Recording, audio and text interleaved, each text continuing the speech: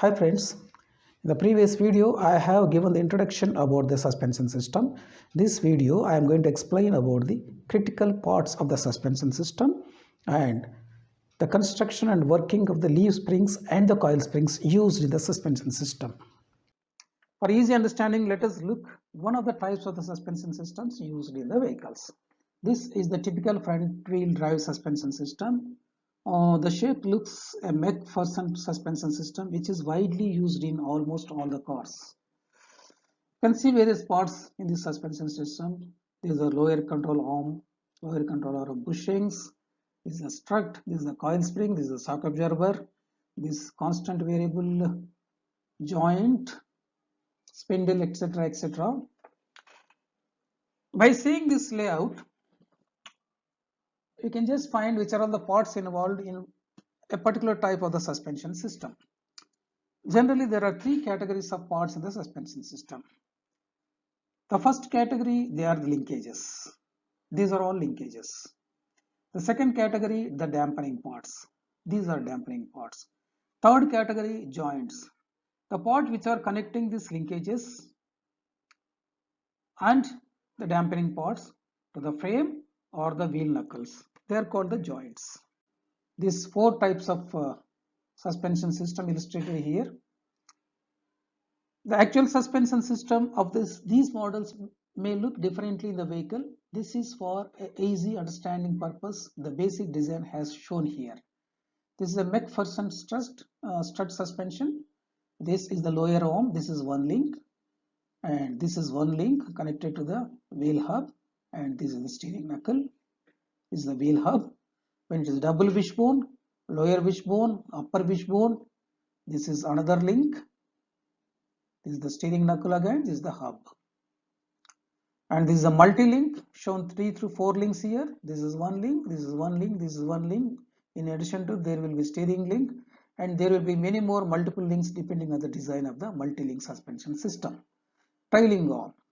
This is the trailing arm on which this shock absorber is mounted, the steering knuckle.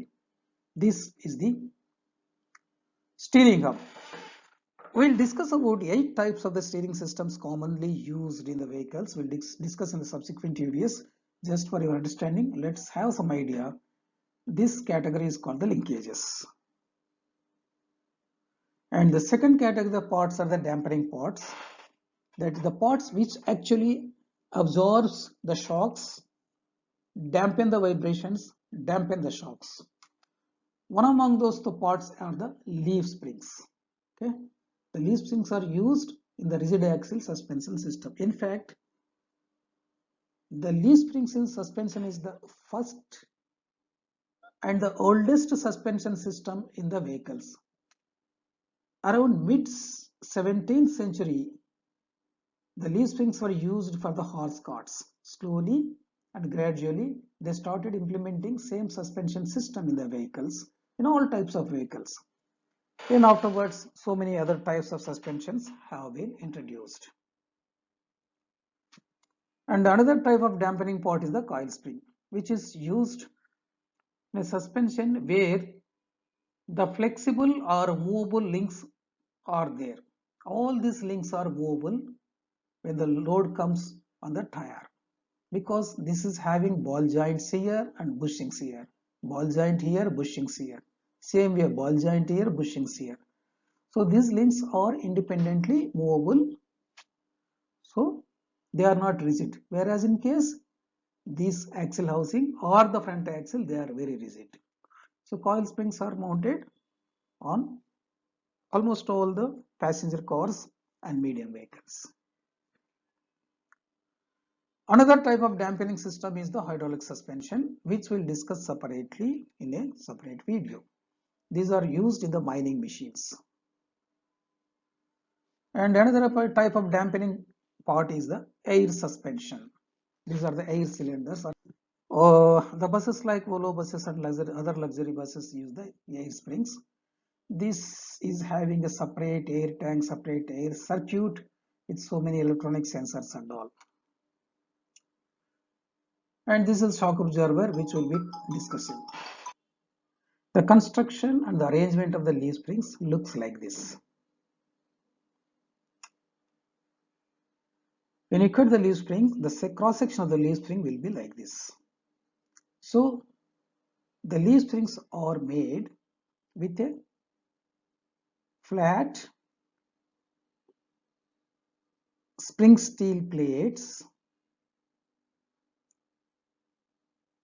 like this and formed in an elliptical shape, stacked one over the other gradually with gradually increased length,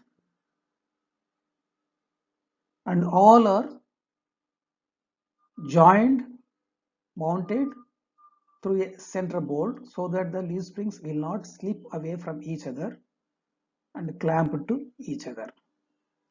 The top leaf is called the master leaf, which is having eye at both ends, here and here. This is done through the rolling process, and a bush is inserted in the both eyes. This bush holds the pin like this. The second leaf is called the second master, and all other leaves are called the graduated leaves. The mounting of the leaf springs will be through the U-bolts like this. You can see these are the U-bolts. If it is a rear axle, it is a hollow axle, rigid axle. If it is a front axle, it is a solid I-beam steel casting. Then one end of the eye is connected to a bracket to the chassis. It's a fixed bracket which will not move. And when the spring flexes, there will be slight rotation will be there over the pin. The other end of the leaf spring is connected to the chassis through a shackle. The purpose of providing the shackle is whenever the leaf flexes either through the bump on a rod or through the load over the chassis, the spring span increases. So when the span is increased, the increased span length will be taken care by translational movement of this shackle.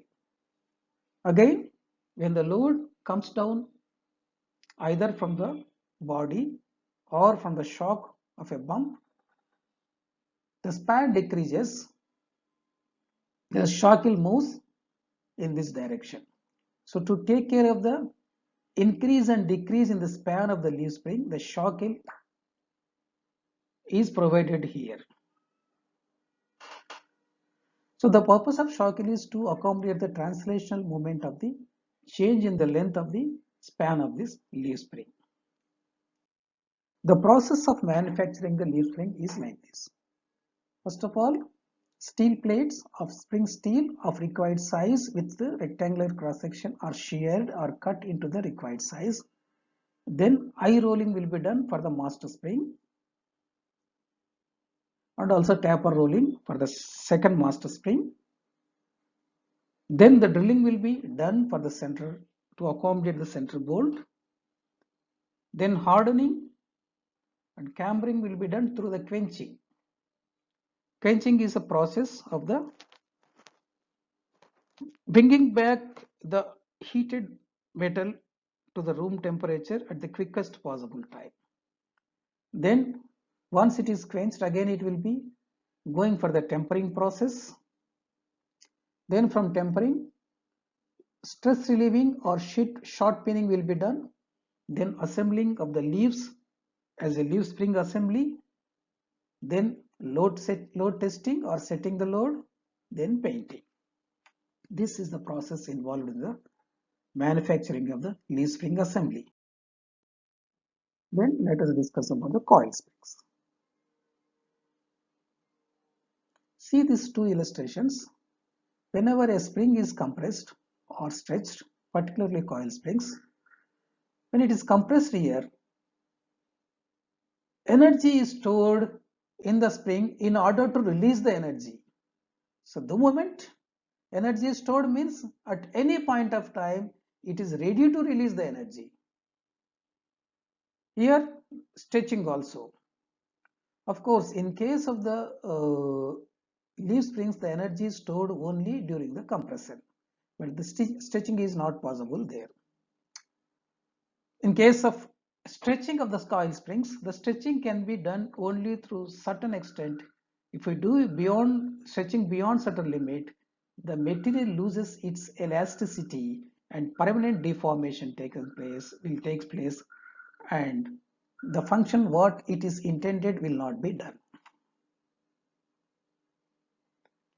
This is how the spring works.